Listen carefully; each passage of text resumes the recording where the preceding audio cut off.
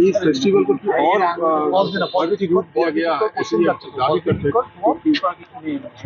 देखिए, सुना तो मैंने है कि तृणमूल के टाइम पर इन फेस्टिवलों को थोड़ा सा बूस्ट करने के लिए सरकारी सहायता तकरीबन हर पूजा पंडाल को मिलती है। तो ठीक है, अलग अलग स्टेटों में अलग अलग वहाँ के रिवायत के हिसाब से सरकारें करती हैं।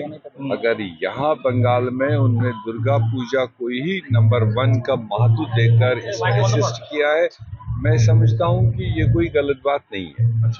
समाज जिसमें जुड़ता है, समाज जिसको मानता है, उसमें सरकारें भी सारे अमीर नहीं हो सकते, सबके पास कॉर्पोरेट हाउस की फंडिंग नहीं हो सकती।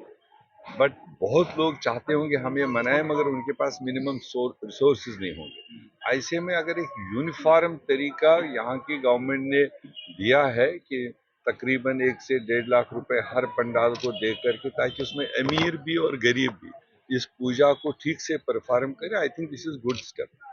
सर 26 में चुनाव है, आपको क्या लगता है बंगाल में क्या फिर से कांग्रेस का राज हो सकता है? क्योंकि सिद्धार्थ शंकर राय एक टाइम में बंगाल में बहुत सारा देखिए, किया था, उसके बाद ख्वाहिश भी हमारी है और कोशिश भी हमारी है कि अब बंगाल के जनता ने बहुत लंबे टाइम तक यहाँ लेफ्ट का रूल देखा, 34 इयर्स।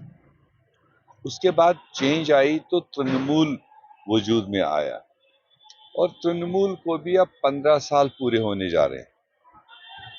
अगर तो बंगाल के लोगों को बुनियादी सतह पर फायदा हुआ हो तो उसके जज वही बनेंगे, आम इंसान।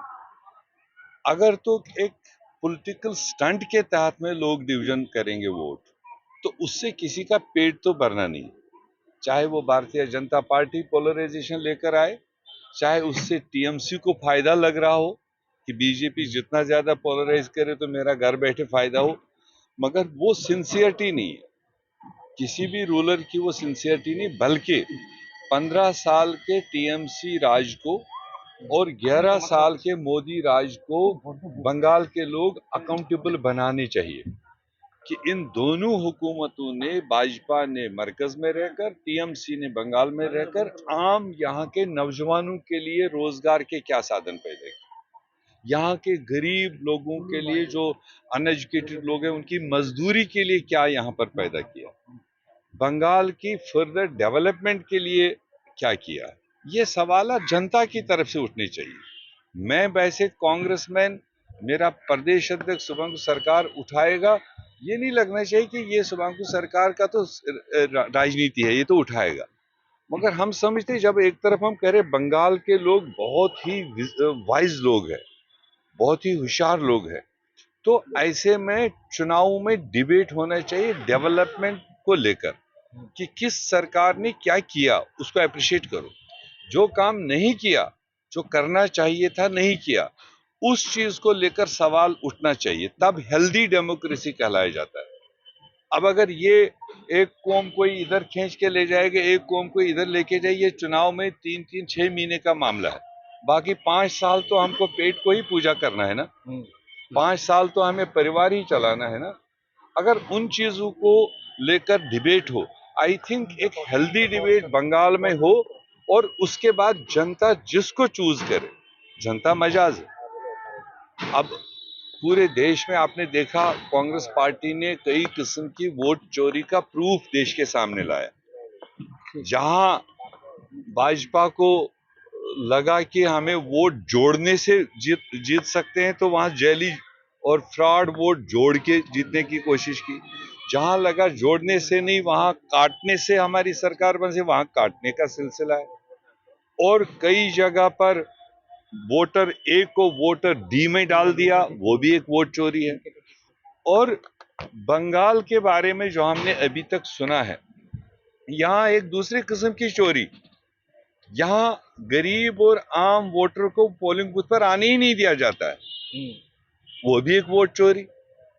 अगर एक्चुअल वोटर निकले अपनी मन मर्जी से वोट करने जाए, फिर जिसको डाले, दैट इज हेल्दी डेमोक्रेसी। हम पोलिंग बूथ को कैप्चर करें, हम किसी साधारण आदमी को फॉर्म ही न भरने दें, हम इलेक्शन कमीशन को यूज करके उसको रिजेक्ट करवा दें, उसको मारपीट करें, उसको गोली चलाएं, डंडा चलाएं, वो भी एक किस्म की वोट चोरी है। हमारा कांग्रेस पार्टी का पूरे देश में किसी किस्म की वोट चोरी हो उसको रोकने का अभियान चल रहा है। जनता को होशियार करने का हमारा अभियान चल रहा है। हम घर घर जाकर, वेस्ट बंगाल के कोने कोने में जाकर के इस चीज की होशियारी, अवेयरनेस बढ़ाने का काम करेंगे, और उसमें फिर जो वोट चोरी करते हैं वो कितने सुधर जाएंगे।